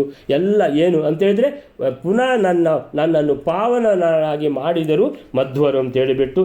ನಕ ನಿರ್ಜಿತ ಪದ್ಮರಾಗ ರಾಗಂ ವರಕೂರ್ಮ ಪ್ರಪದಂ ನಿಗೂಢ ಗುಲ್ಫಂ ಸುರವರ್ಯ ಕರಾಗ್ರ ಸೇವ್ಯ ಜಂಗಂ ದ್ವಿರದ ಉದಾರ ಕರೋಪಮೋರು ಯುಗ್ಮಂ. ಜನರು ನೋಡ್ತಾ ಇದ್ದಾರೆ, ಜನರು ಏನೆಲ್ಲ ನೋಡ್ತಾ ಇದ್ದಾರೋ ಅದನ್ನು ನಾರಾಯಣ ಪಂಡಿತರು ಬರಿತಾ ಇದ್ದಾರೆ. ನಖ ನಿರ್ಜಿತ ಪದ್ಮರಾಗ ರಾಗಂ, ಜನರು ಮಧ್ವಾಚಾರ್ಯರ ಕೈಯ ಉಗುರುಗಳನ್ನು ನೋಡ್ತಾರೆ. ನಖ ಅಥವಾ ಪಾದದ ಉಗುರು ಅಂತ ಇಟ್ಕೊಳ್ಳಿ, ಪಾದದ ಉಗುರು, ಪಾದದಿಂದ ಶಿರದವರೆಗೆ. ಸೊ ಪಾದ ನೋಡಿ ಆಯಿತು, ಮೃದುವಾದ ಪಾದ, ಕೆಂಪು ಕೆಂಪು, ಆಮೇಲೆ ಉಗುರು ನೋಡಿದ್ದಾರೆ. ನಖ ನಿರ್ಜಿತ ಪದ್ಮರಾಗರಾಗಂ, ಕೆಂಪು ಪದ್ಮರಾಗದ ಮಣಿಗಿಂತಲೂ ಇದು ಏನು ಅದಕ್ಕಿಂತಲೂ ಚಂದ ಇದೆ. ಅಂದರೆ ನಖ ಅನ್ನುವಂಥದ್ದು ಆ ರೀತಿ ರಕ್ತದ ಬಣ್ಣದಿಂದ ಅಂತೇಳಿದ್ರೆ ಆ ಕೆಂಪು ಕೆಂಪಾಗಿದೆ. ನಖ ನಿರ್ಜಿತ ಸೋಲಲ್ಪಟ್ಟ ಪದ್ಮರಾಗರಾಗಂ, ಪದ್ಮರಾಗ ಮಣಿಗಿಂತಲೂ ಚಂದ. ವರಕೂರ್ಮ ಪ್ರಪದಂ, ಆಮೆ ಶ್ರೇಷ್ಠವಾದ ಆಮೆಯ ಇದು ಯಾವುದಿದೆಯೋ ಆಮೆಯ ಏನು ಹೇಳ್ತಾರೆ ಅದಕ್ಕೆ ಮೈ, ಆಮೆಯ ಪಾದದ ಕೊನೆ ಅಂತಾರೆ ಪ್ರಪದಂ, ವರಕೂರ್ಮ ಪ್ರಪದಂ. ಆ ರೀತಿ ಅವರ ಕಾಲಿನ ಬೆರಳುಗಳು ಮುಂಭಾಗ, ತುದಿಕಾಲು ನಿಗೂಢ ಗುಲ್ಪಂ, ಪಾದದ ಗಂಟುಗಳು ನಿಗೂಢ, ಕಾಣುವುದೇ ಇಲ್ಲ. ಸುರವರಿಯ ಕರಾಗ್ರ ಸೇವ್ಯ ಜಂಗಂ. ಸೊ ಅಲ್ಲಿಂದ ಏನು ಸುರವರಿಯ ಅಂತೇಳಿದರೆ ಶ್ರೇಷ್ಠರಾದ ದೇವತೆಗಳು, ವಾಯುದೇವರ ಅವತಾರ. ಕರಾಗ್ರೈಹಿ ಸೇವ್ಯ ಜಂಘಂ, ಜಂಘ ಅನ್ನುವಂಥದ್ದು ಅಷ್ಟು ಚೆನ್ನಾಗಿದೆ ಅಂತ ಹೇಳ್ತಾರೆ. ಸೇವಿಸಲು ಯೋಗ್ಯವಾದ ಮೊಣಕಾಲುಳ್ಳ ಕರಾಗ್ರ, ಕೈಯ ತುದಿಗಳಿಂದ. ದ್ವಿರದೋ ಉದಾರ ಕರೋಪಮ ಊರು ಯುಗ್ಮಂ, ಊರು ಅಂದರೆ ತೊಡೆಗಳು ಹೇಗೆ ಅಂತ ಹೇಳಿದರೆ, ದ್ವಿರದ ಅಂದರೆ ಆನೆ, ಆನೆಯ ಉದಾರ ಕರ ಅಂತ ಹೇಳಿದರೆ ಆನೆಯ ದೊಡ್ಡ ಕೈ ಅಂದರೆ ಸೊಂಡಿಲು, ಆನೆಯ ಸೊಂಡಿಲಿನ ಥರ ಇದೆ ತೊಡೆಗಳು ಅಂತ ಹೇಳ್ಕೊಂಡು ಮಧ್ವಾಚಾರ್ಯರ ಎಲ್ಲ ಯಾವುದು ಆ ಸಕಲ ಗುಣೋಪೇತ, ಆ ಶರೀರದ ವರ್ಣನೆ, ಗುಣಗಳ ವರ್ಣನೆ, ಆಮೇಲೆ ಲಕ್ಷಣಗಳ ವರ್ಣನೆಯನ್ನು ಮಾಡ್ತಾ ಇದ್ದಾರೆ. ಅಲ್ಲಿಂದ ಶುಭ ಶುದ್ಧ ನಿತಂಬ ಬಿಂಬರಾಜತ್ ನವ ಕೌಶೇಯ ವಿಶೇಷ ಬಾಹ್ಯ ವಸ್ತ್ರಂ, ಕೌಶೇಯ ವಸ್ತ್ರವನ್ನು ಹುಟ್ಟಿದ್ದಾರೆ. ತನು ಕುಕ್ಷಿ ಗಲಾಲಿಕೇಶು ರೇಖಾ ತ್ರಿತಯೇನ ಪ್ರಕಟೇನ ಶೋಭಮಾನಂ, 3 ರೇಖೆಗಳು. ಆ 3 ರೇಖೆಗಳು ಅಂತೇಳಿದರೆ ಎಲ್ಲ ಲಕ್ಷಣ 32 ಲಕ್ಷಣ ಅಂತ ಹೇಳಿದರೆ ಅದು ಸುಮ್ಮನೆ ಆಗೋದಿಲ್ಲ. ತನು ಅಂತೇಳಿದರೆ ಕೃಶವಾದ ಕುಕ್ಷಿ ಹೊಟ್ಟೆ. ಸೊ ಹೊಟ್ಟೆ ಮತ್ತು ಗಲ ಅಂದರೆ ಕುತ್ತಿಗೆ ಮತ್ತು ಅಲಿಕಾ ಅಂದರೆ ಇದು ಯಾವುದು ಹಣೆ. 3 ದಿಕ್ಕಿನಲ್ಲಿ ನೋಡಿದರು ಸಹ ಎಲ್ಲಿ ನೋಡಿದರೂ 3 ಗೆರೆಗಳು. ಸೊ ಹೊಟ್ಟೆಯಲ್ಲಿ 3 ಮಡಿಕೆ ಅಂತ ಹೇಳ್ತಾರೆ. ಸೊ ಇಲ್ಲಿ 3 ಅದಕ್ಕೆ ಶಂಕದ ಹಾಗೆ 3 ಇದು ಯಾವುದು ಕುತ್ತಿಗೆ, ಆ ರೀತಿ ಹಣೆಯಲ್ಲಿ ಕೂಡ 3 ಗೆರೆಗಳು. ಆದ್ದರಿಂದ ಈ ರೀತಿ ಇದ್ದರೆ ಮಾತ್ರ ಅದು 32 ಲಕ್ಷಣ ಆಗುವುದು. ತನು ಕುಕ್ಷಿ ಗಲಾಲಿಕೇಶು ರೇಖಾ ತ್ರಿತಯೇನ, ರೇಖಾ ತ್ರಿತಯೇನ 3 ರೇಖೆಗಳು, ಪ್ರಕಟೇನ ಶೋಭಮಾನಂ ಭಾರಿ ಚಂದ ನೋಡಲಿಕ್ಕೆ. ಮೃದು ಸೂಕ್ಷ್ಮ ಘನಾರುಣಾವಿಕಾಚ್ಚ ಪ್ರಕಟ ಪ್ರಾವರಣೇನ ಭಾಸಮಾನಂ. ಮೃದು ಸೂಕ್ಷ್ಮ ಘನಾರುಣ, ಮೃದು ಕೋಮಲ, ಸೂಕ್ಷ್ಮ ಅಂದರೆ ಸೂಕ್ಷ್ಮನೆ, ಘನ ಅರುಣ ಅಂದರೆ ಘನ ಅಂತ ಹೇಳಿದರೆ ಒಂದಕ್ಕೊಂದು ನಿಬಿಡವಾಗಿ ಹೆಣೆಯಲ್ಪಟ್ಟ ಅರುಣ. ಅರುಣ ಅಂದರೆ ಕೆಂಪು ಬಣ್ಣದ ನಸೆ ಕೆಂಪು ಅರುಣ. ಆವಿಕ ಅಂದರೆ ಕುರಿಯ ಕಂಬಳಿ ಅಥವಾ ಯಾವುದು ಶಾಲು ಅಂತ ಹೇಳ್ಬೋದು. ಕುರಿ ರೋಮದಿಂದ ನಿರ್ಮಿತವಾದ ಕಡು ಕೆಂಪು ಅಥವಾ ಸೂರ್ಯನ ಕಿರಣಗಳಂತೆ ಇರುವಂತಹ ಮೃದುವಾದ ಕೋಮಲವಾದ ಸೂಕ್ಷ್ಮವಾಗಿ ಒತ್ತಾಗಿ ಹೆಣೆಯಲ್ಪಟ್ಟ ಈ ಶಾಲು ಪ್ರಕಟ ಪ್ರಾವರಣೇನ ಹೊದ್ದಿಕೊಂಡಿದ್ದಾರೆ. ಆವರಣ, ಆವರಣ ಅಂದರೆ ಆವರಿಸುವಂಥದ್ದು. ಭಾಸಮಾನಂ ಏನು ಒಂದು ಶೋಭಾಯಮಾನವಾಗಿದ್ದಾರೆ. ಅತಿನೂತನ ತಿಗ್ಮ ಭಾನುಭಾಸಾಂ ನಿಕರೇಣೇವ ಸುವರ್ಣ ಸಾನುಮಂತಂ ಅಂತ ಹೇಳಿದರೆ ಇವರ ಬಣ್ಣವೇ ಯಾವ ರೀತಿ ಅಂತ ಹೇಳಿದರೆ, ಸೂರ್ಯ ಉದಯಿಸುತ್ತಿರುವಾಗ ಪರ್ವತದ ಮೇಲೆ ಬೀಳ್ತಾನೆ. ಆ ಪರ್ವತದ ಮೇಲೆ ಬೀಳುವಾಗ ಅಥವಾ ಪರ್ವತದ ಹತ್ತಿರ ಅಲ್ಲಿ ಇದ್ದಿದ್ದರೆ ಯಾವುದು ಹಿಮ ಇದ್ದರೆ ಹಿಮಾವೃತ ಪರ್ವತವೂ ಇರ್ತದೆ. ಆ ಹಿಮಾವೃತ ಪರ್ವತದ ಮೇಲೆ ಬೀಳುವಾಗ ನಿಮಗೆಲ್ಲ ಓಂ ಪರ್ವತದ್ದೆಲ್ಲ ಯಾರು ಎಲ್ಲ ಇದು ಮಾನಸ ಸರೋವರ ಅಲ್ಲಿಗೆ ಹೋಗಿರ್ತಾರಲ್ವ, ಕೈಲಾಸ ಯಾತ್ರೆಗೆಲ್ಲ ಹೋದವ್ರದ್ದು ಫೋಟೋ ಕಳಿಸ್ತಾರೆ. ಸೊ ಆ ಯಾವುದರ ಮೇಲೆ ಹಿಮ ಆವೃತ ಪರ್ವತದ ಮೇಲೆ ಬಿದ್ದ ಸೂರ್ಯನ ಕಿರಣಗಳು ಯಾವ ರೀತಿ ಅಂತಂದರೆ ಬಂಗಾರದ ವರ್ಣವನ್ನು ತೋರಿಸ್ತವೆ. ಆ ರೀತಿ ಬಂಗಾರದ ವರ್ಣದಲ್ಲಿ ಶೋಭಿಸ್ತಾ ಇದ್ದಾರೆ ಆಚಾರ್ಯರು. ಅತಿ ನೂತನ ತಿಗ್ಮ ಭಾನುಭಾಸಾಂ, ನೂತನ ಸೂರ್ಯ ಉದಯ ಆಗ್ತಾ ಇರುವಾಗ ಯಾವ ರೀತಿ ಸೂರ್ಯನ ಬಣ್ಣ ಇದೆಯೋ ಆ ಬಣ್ಣದ ಶರೀರದ ಕಾಂತಿಯಿಂದ ಶೋಭಿಸ್ತಾ ಇದ್ದಾರೆ ಅಂತ ಹೇಳಿದ್ರೆ ಪೂರ್ತಿ ಬಂಗಾರದ ಆಕೃತಿ ಇದ್ದಾಗೆ ಶೋಭಿಸ್ತಾ ಇದ್ದಾರೆ. 32ನೇ ಶ್ಲೋಕ. ಪೃಥುವಕ್ಷ ಸಮುನ್ನತಾಂ ಸಭಿತ್ತಿಂ ಗುರುವೃತ್ತಾಯತ ಹೃದಯ ಬಾಹುದಂಡಂ ಪರಮಾರುಣ ಪಾಣಿಪಲ್ಲವಾಂತಹ ಸ್ಫುರಿತೋರ್ಧ್ವ ಧ್ವಜಲಾಂಛನಾದಿಮಂತಂ ಪೃಥುವಕ್ಷ ವಿಶಾಲವಾದ ವಕ್ಷಸ್ಥಳ, ಸಮುನ್ನತಾಂಸ ಹೆಗಲು, ಅಂಸ ಅಂದರೆ ಹೆಗಲು, ಉನ್ನತ ಅಂದರೆ ಹೆಗಲು ಎತ್ತರ, ಸಮುನ್ನತಾಂಸ ಭಿತ್ತಿಂ ಎಷ್ಟು ಎತ್ತರ ಅಂದರೆ ಗೋಡೆ ಥರ, ಗುರುವೃತ್ತಾಯತ ಹೃದಯ ಬಾಹುದಂಡಂ ತೋಳುಗಳು ಅಂತ ಹೇಳಿದರೆ ಎಷ್ಟು ಹೃದಯ ಮನೋಹರವಾಗಿದ್ದೇವೆ, ವೃತ್ತಾಯತ ದೊಡ್ಡ ದೊಡ್ಡ ತೋಳುಗಳು, ಹೇಗೆ ದೊಡ್ಡ ದೊಡ್ಡ ತೊಡೆಗಳೋ ಹಾಗೆ ದೊಡ್ಡ ದೊಡ್ಡ ತೋಳುಗಳು. ಸೊ ಹೃದಯ ಮನೋಹರ, ವೃತ್ತ ಅಂತ ಹೇಳಿದ್ರೇನು, ವೃತ್ತಾಕಾರವಾಗಿ ಇರುವಂತಹ ಈ ದೊಡ್ಡ ದೊಡ್ಡ ತೋಳುಗಳು. ಪರಮಾರುಣ ಪಾಣಿಪಲ್ಲವಾಂತಹ, ಆವಾಗ ಜನ ಯಾವುದನ್ನು ನೋಡಿದರು, ಪಾದ ನೋಡಿದರು. ಈಗ ಏನು ನೋಡಿದರು, ಕೈ ನೋಡ್ತಾ ಇದ್ದಾರೆ. ಪರಮಾರುಣ ಎಷ್ಟು ಕೆಂಪಾಗಿದೆ ಕೈ, ಇಡೀ ದೇಹ ಆಕೃತಿಯೇ ಚಿನ್ನದ್ದೇ. ಸೊ ಪರಮಾರುಣ ಪಾಣಿ ಪಲ್ಲವಾಂತಹ, ಆ ರೀತಿ ಅರುಣವಾಗಿರುವಂತಹ, ಪಾಣಿ ಅಂದರೆ ಕೈ, ಪಲ್ಲವ ಅಂತಹ ಅಷ್ಟು ಮೃದು, ಕಾಲು ಹೇಗೆ ಮೃದು ಕಾಣಿಸ್ತದೋ ಹಾಗೆ ಕೈ ಕೂಡ ಮೃದು ಕಾಣಿಸ್ತದೆ, ಪಲ್ಲವ ಅಂತಹ.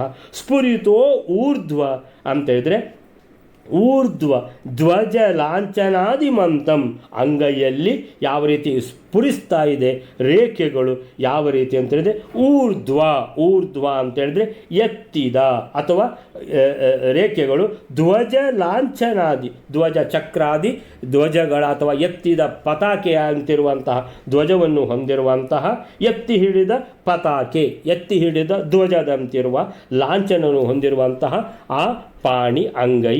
ಆಮೇಲೆ ಆಚಾರ್ಯರ ಮುಖ ಪರಿಪೂರ್ಣ ಶಶಾಂಕ ಬಿಂಬ ಶಂಕಾ ವಿಷಯಂ ಪ್ರಾಕ್ ಸಹಸಾ ಅವಲೋಕನೇನ, ಪಕ್ಕನೆ ಸಹಸಾ ಅವಲೋಕನೇನ ನೋಡಿದರೆ, ವಿಷಯಂ ಪ್ರಾಕ್ ಅಂತ ಹೇಳಿದ್ರೆ ಪಕ್ಕನೆ ಗೊತ್ತಾಗುವುದಿಲ್ಲ ಇದೇನು, ಪೂರ್ಣಚಂದ್ರ ಬಿಂಬದ ಹಾಗೆ ಕಾಣಿಸ್ತಾರೆ.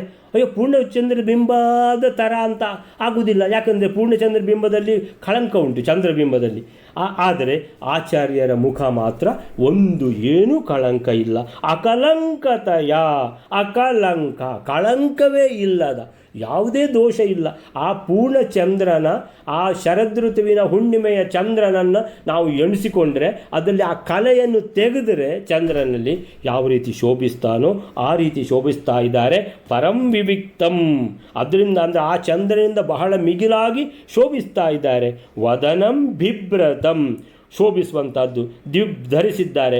ಅಚ್ಚ ವಿಭ್ರಮಾಬ್ಧಿಂ, ವಿಭ್ರಮ ಅಂದರೆ ತೇಜಸ್ಸಿನ ಕಡಲೆ ಆಗಿ ತೋರ್ತಾ ಇದ್ದಾರೆ ಮಧ್ವಾಚಾರ್ಯರು.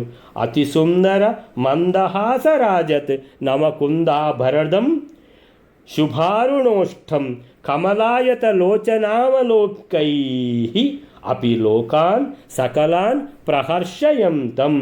ಅತಿ ಸುಂದರ, ಈ 34ನೇ ಶ್ಲೋಕ 13ನೇ ಸರ್ಗ. ಅತಿ ಸುಂದರ ಮಂದಹಾಸ ರಾಜತ್, ಅತಿ ಸುಂದರ ಹೇಳುವುದೇ ಬೇಡ, ಮಂದಹಾಸ ರಾಜತ್ ಮುಗುಳ್ನಗ್ತಾ ಇರ್ತಾರೆ. ರಾಜತ್ ಅಂದರೆ ಶೋಭಿಸ್ತಾ ಇದ್ದಾರೆ ಮುಗುಳ್ನಗ್ತಾ.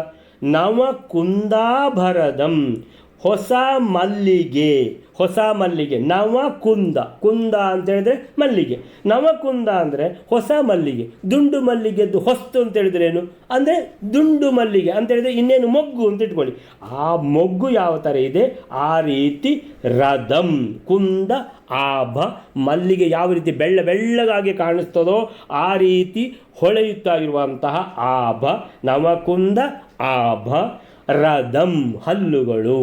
ಸೊ ಮಧ್ವಾಚಾರ್ಯರ ಹಲ್ಲುಗಳಂತ ಹೇಳಿದ್ರೆ ನವಕುಂದ ಆಭಂ, ಆ ರೀತಿ ದುಂಡು ಮಲ್ಲಿಗೆ ಯಾವ ರೀತಿ ಮೊಗ್ಗು ಅದನ್ನು ಅದು ಯಾವ ರೀತಿ ಒಂದು ಮಾಲೆ ಮಾಡಿದರೆ ಯಾವ ರೀತಿ ಅದು ಬೆಳ್ಳಗಾಗಿ ಆಕರ್ಷಿಸ್ತದೋ ಆ ರೀತಿ ಹಲ್ಲುಗಳು ಆಕರ್ಷಿಸ್ತಾ ಇವೆ. ಶುಭ ಅರುಣೋಷ್ಟಂ, ತುಟಿಗಳು ಕೆಂಪಾಗಿವೆ.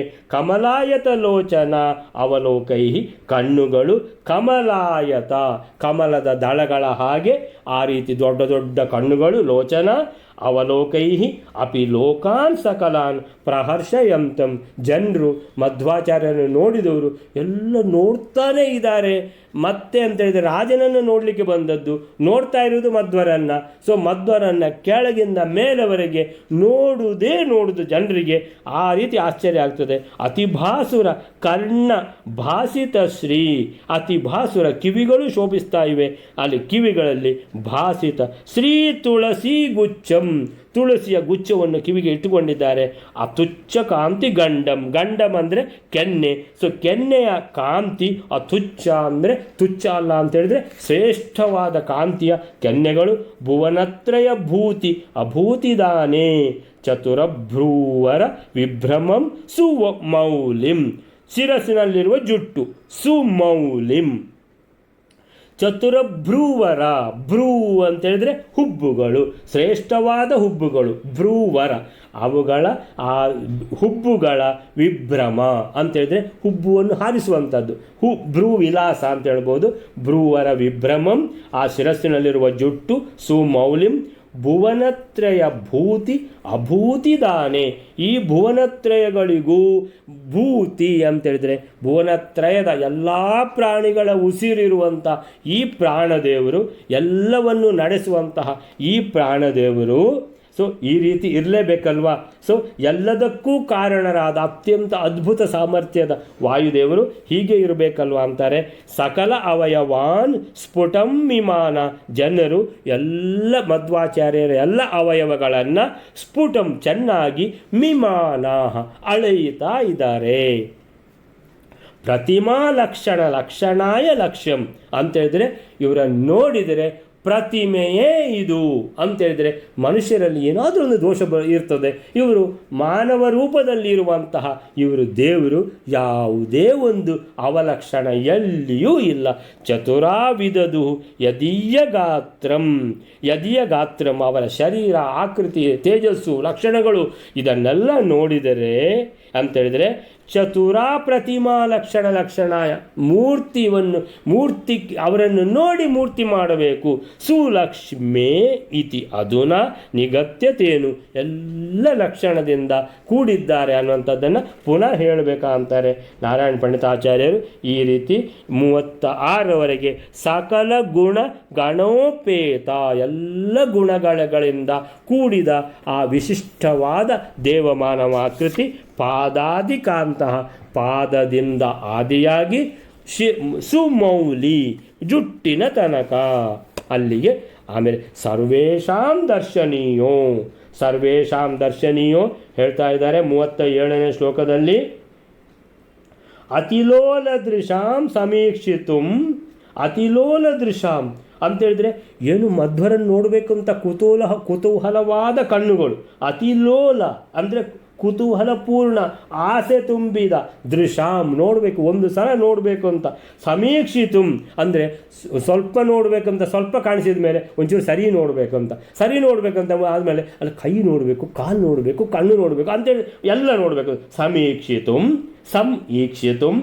ಸ್ವಂ ಜನಸಂಬಾಧ ಭಯೇನ, ಆದರೆ ಆ ಹತ್ತಿರ ಹೋದರೆ ಏನಾಗ್ತದೆ, ಜನಸಂಬಾಧ, ಜನರ ನುಗ್ಗಲು, ಭಯೇನ ಅದರ ಭಯದಿಂದ, ದೂರ ನಿಂತಿದ್ದಾರೆ. ಸಮದರ್ಶಯತ್ ಊರ್ಧ್ವಂ ಉರಸೋಸೌ, ಅವರಿಗೂ ಕಾಣಿಸ್ತಾ ಇದ್ದಾರೆ ಮಧ್ವರು. ಸಮದರ್ಶಯತ್, ಅರೆ ನಾನು ಅಷ್ಟು ದೂರ ನಿಂತಿದ್ದೆ, ನನಗೂ ಕಂಡ್ರು. ಏನು ಕಂಡ್ರು? ಊರ್ಧ್ವಂ ಉರಸ ಅಸೌ ಅಂದರೆ ಎದೆಯಿಂದ ಮೇಲೆ ನಾನು ಪೂರ್ತಿ ನೋಡಿದ ಮಧ್ವರನ್ನ.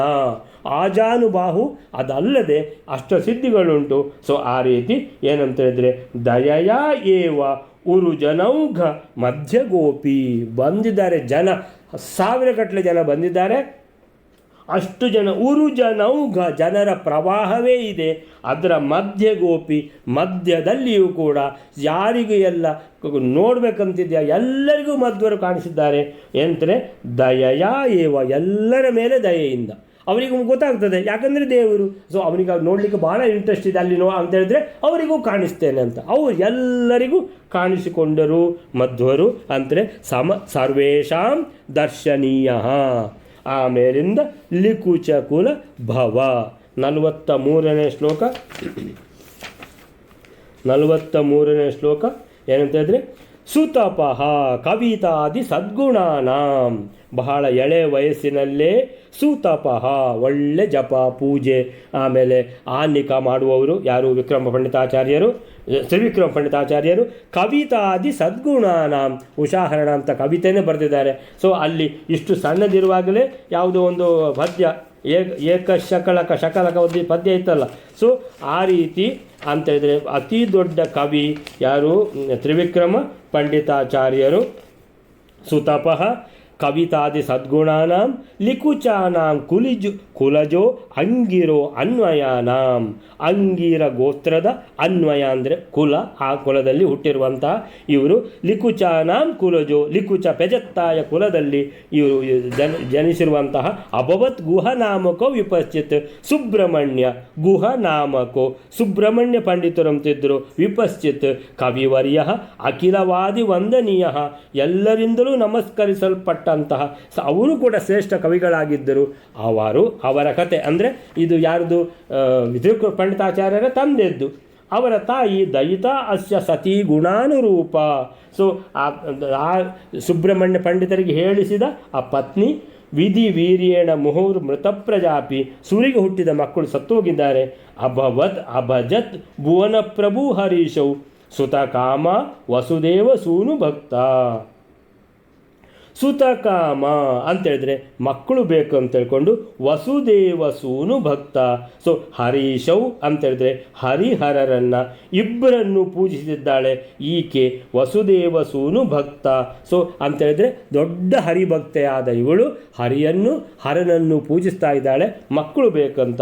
ಪರಮೇಶ್ವರಯೋ ಪ್ರಸಾದ ಯೋಗಾತ್ ಅಂತೇಳಿದ್ರೆ ಸರ್ವೋತ್ತಮನಾದ ಹರಿ ಮತ್ತು ಅವರ ಸೇವಕ ಈಶ್ವರ ಇಬ್ಬರ ಪ್ರಸಾದದಿಂದಾಗಿ ಸುತರತ್ನಂ ತದ್ ಅಸೂತ ಸೂರಿಪತ್ನಿ, ಸುತರತ್ನನನ್ನು ಜನನ ಪ್ರಸವಿಸಿದಳು ಈಕೆ, ಸುಬ್ರಹ್ಮಣ್ಯ ಪಂಡಿತರ ಹೆಂಡತಿ. ಸುತರತ್ನಂ ತತ್ ಅಸೂತ, ತತ್ ಅಂತೇಳಿದ್ರೆ ಆ ಸುತರತ್ನವನ್ನು ಅಸೂತ ಪ್ರಸವಿಸಿದಳು, ಸೂರಿಪತ್ನಿ ಸುಬ್ರಹ್ಮಣ್ಯ ಪಂಡಿತರ ಹೆಂಡತಿ. ಪರಿಷತ್ ಪದಪತ್ತನೇಶು ನ ಆರ್ಘೋ ವಿವಿಧೆ ಯಸ್ಯ ಸಮ ಪರೀಕ್ಷತಾಗ್ರೇಹಿ. ಇದೊಂದು ರತ್ನ, ಸೂತ ರತ್ನ ಇದು. ಈ ರತ್ನವನ್ನು ತಗೊಂಡೋಗಿ ಎಲ್ಲಿ ಅದು ರತ್ನ ಪರೀಕ್ಷಕರ ಹತ್ರ ಹೋಗಿ ಇದಕ್ಕೆ ಎಷ್ಟು ಬೆಲೆ ಅಂತ ಹೇಳ್ತೀರಾ ಈ ಡೈಮಂಡಿಗೆ ಅಂತ ಕೇಳಿದರೆ ಅವ್ರು ಹೇಳ್ತಾರೆ ಇದು ಬಹಳ ಬೆಲೆ ಮಾಡುವಂಥದ್ದು, ಇದು ಎಷ್ಟು ಅಂತ ಹೇಳಲಿಕ್ಕೇ ಆಗುವುದಿಲ್ಲ ಅಂತ. ಆ ರೀತಿಯ ಒಂದು ಸುತರತ್ನವನ್ನು ಅವಳು ಪ್ರಸವಿಸಿದಳು. ವದನೇಂದು ಅವೇಕ್ಷ ನಂದನಸ್ಯ ಸ್ವಕುಲೋತ್ತಾರಣ ದಕ್ಷ ಲಕ್ಷಣಸ್ಯ. ಮಗುವನ್ನು ನೋಡುವಾಗಲೇ ಗೊತ್ತಾಯಿತು ಎಲ್ಲರಿಗೂ ಇದು ಈ ಮಗುವು ಈ ಕುಲಕ್ಕೆ ಉದ್ಧಾರ ಮಾಡುವಂಥದ್ದು. ಸ್ವಕುಲ ಉತ್ತಾರಣ, ಉದ್ಧಾರ ಮಾಡುವಂಥ ದಕ್ಷ ಲಕ್ಷಣ ಅಂದರೆ ಎಲ್ಲ ಲಕ್ಷಣ ಹೊಂದಿರುವಂತಹ ಬಹಳ ಒಂದು ತೇಜಸ್ಸುಳ್ಳ ಈ ಮಗು. ಕೃತಕೃತ್ಯತೆಯ ಕ್ರಿಯಾ ಪ್ರಕುರ್ವನ್ ಕವಿರಾಖ್ಯಾತ್ ಉಚಿತಾಂ ತ್ರಿವಿಕ್ರಮಾಖ್ಯಾಂ. ತ್ರಿವಿಕ್ರಮ ಅಂತ ಹೆಸರಿಡ್ತಾರೆ, ಎಲ್ಲ ಜಾತಕರ್ಮಗಳನ್ನು ಮಾಡ್ತಾರೆ ಮಗುವಿಗೆ. ಕಲಭಾಷಣ ಏವ ಸೂರಿಪೋತಃ ಅಂತ ಹೇಳಿದ್ರೆ ಕಲಭಾಷಣ, ಮಗು ದೊಡ್ಡದಾಗಿ ಸುಮಾರಿಗೆ ಮಾತಾಡುವ ಸ್ಥಿತಿಯಲ್ಲಿ ಇರುವಾಗ ಅವ್ಯಕ್ತ ಭಾಷೆ, ಕಲಭಾಷಣ ತೊದಲು ಭಾಷೆಯಲ್ಲಿ ಮಾತಾಡ್ತಾ ಇದೆ. ಸೂರಿಪೋತ ಸುಬ್ರಹ್ಮಣ್ಯ ಪಂಡಿತರ ಪೋತ ಮಗು. ಕವಿ ಆಸೀದ್ ಅನವದ್ಯ ಪದ್ಯವಾದಿ. ಏನು ಮಾತಾಡ್ತದೋ, ಏನು ಪದ್ಯ ಹೇಳಿದಾಗ ಆಗ್ತದೆ ಮಾತಾಡುವಾಗ, ಒಂದು ದೋಷವೂ ಇಲ್ಲ ಮಾತಿನಲ್ಲಿ. ಸ್ಪಷ್ಟವಾಗಿ ತೊದಲು ಮಾತಾಡುವುದಿದ್ದರೂ ತೊದಲು ಮಾತಾಡುವಂತಹ ಮಾತು ಉಂಟಲ್ಲ ಅರ್ಥಪೂರ್ಣವಾಗಿ ಕವಿತೆ ಹೇಳಿದಾಗ ಆಗ್ತದೆ. ಏಕಕ್ಷಪಣಕ ಶಾಖಾಹರ್ತ ಬಹವಕ್ಷಪಣಕ ಶಾಖಾದಾನಾಹ ಯತ್ರ ಕ್ಷಪಣಕ ಬಹುಶಾಖಾದಾಹ ತತ್ರ ಕ್ಷಪಣಕ ಶಾಖಾ ಅಂತ ಭಿಕ್ಷುಕ ಎದುರುಗಡೆ ನಿಂತಿದ್ದಾನೆ. ಆವಾಗ ಆ ಮಗು ಹೇಳುವಂಥದ್ದು ತೊದಲು ನೋಡ್ತಿರುವಾಗ ಅಂತ ಈ ರೀತಿ ಇದು ಯಾವುದು ಪದ್ಯವನ್ನೇ ಹೇಳ್ತಾ ಇದೆ. ಅಂದರೆ ಇಲ್ಲಿ ಸಂಪಾದನೆ ಮಾಡಿ ತರುವವರು ಒಬ್ಬರೇ. ಸೊ ಬಹಳ ಜನ ಇಲ್ಲಿ ಇದ್ದಾರೆ, ನಿನಗೇನು ಇಲ್ಲಿ ಸಿಗುತ್ತೆ, ಯಾಕೆ ಇಲ್ಲಿ ನಿಂತಿದ್ದೀಯಾ ಅಂತ ಈ ರೀತಿ ಕವಿತೆಯನ್ನು ಮಾಡಿ ಹೇಳ್ತಾ ಇದೆ ಭಿಕ್ಷುಕನಿಗೂ ಕೂಡ. ಆ ರೀತಿ ಸಣ್ಣ ಮಗು ತೊದಲು ನುಡಿಯುವಾಗಲೇ ಆ ರೀತಿ ಸ್ಪಷ್ಟವಾದ ಪದಗಳನ್ನು ಉಪಯೋಗಿಸಿ ಅರ್ಥಗರ್ಭಿತವಾಗಿ ಪದ್ಯ ಹೇಳುವ ರೀತಿಯಲ್ಲಿ ಆವಾಗಲೇ ಆ ಕವಿತೆ ಬರ್ತಾ ಇದೆ ಬಾಯಿಯಿಂದ.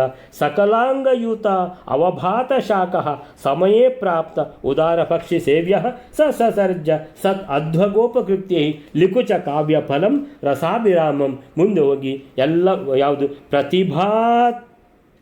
ಪ್ರತಿಪಾದಿತಂ ಆತ್ಮನ ಯಥಾರ್ಥಂ ಅಂತೇಳಿದರೆ ಎಲ್ಲ ಪೃಥುಮಾಯಾ ಸಮಸ್ಯೆ ದುರ್ಘಟತ್ವಂ ಎಲ್ಲ ವೇದಾಂಗಗಳನ್ನೆಲ್ಲ ಓದಿ ಆಯಿತು.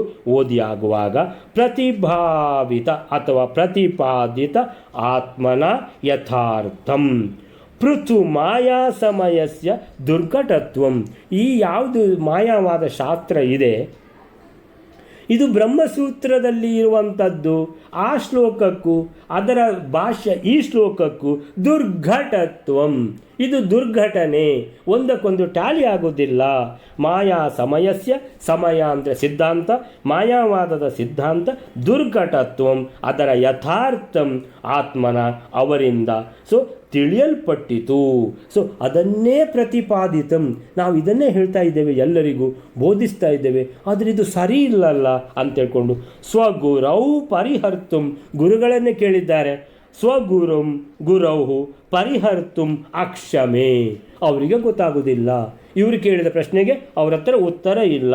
ಶ್ರುತವಾನ್ ತಂ ಸ್ವವಯಸ್ಯ ಬೋಧಿತೋಲಂ, ಅಂದರೆ ಯಾವಾಗ ನಮ್ಮ ಪ್ರಶ್ನೆಗೆ ಉತ್ತರ ಕೊಡಲಿಕ್ಕೆ ಗುರುಗಳಿಗೆ ಗೊತ್ತಿಲ್ವೋ ಮತ್ತು ಯಾಕೆ ಪಾಠಕ್ಕೆ ಕುಳಿತುಕೊಳ್ಳಿ ಅಂತ ಹೇಳಿದರೆ ಸ್ವವಯಸ್ಯ ಫ್ರೆಂಡ್ಸ್ ಹೇಳ್ತಾರೆ ಏನಂತ ಹೇಳಿದರೆ, ಇಲ್ಲ ನೀವಿದ್ದರೆ ಮಾತ್ರ ಅಲ್ಲಿ ನಮಗೆ ಪಾಠ ಕೇಳಲಿಕ್ಕೆ ಆಗ್ತದೆ, ಇಲ್ಲ ಅಂದರೆ ಅದೇನೋ ಬೋರ್ ಹೊಡಿತದೆ, ಸೊ ನೀವು ಇರಲೇಬೇಕು ಅಂತ ಕೂರಿಸಿದ್ದಾರೆ ಅವರನ್ನು.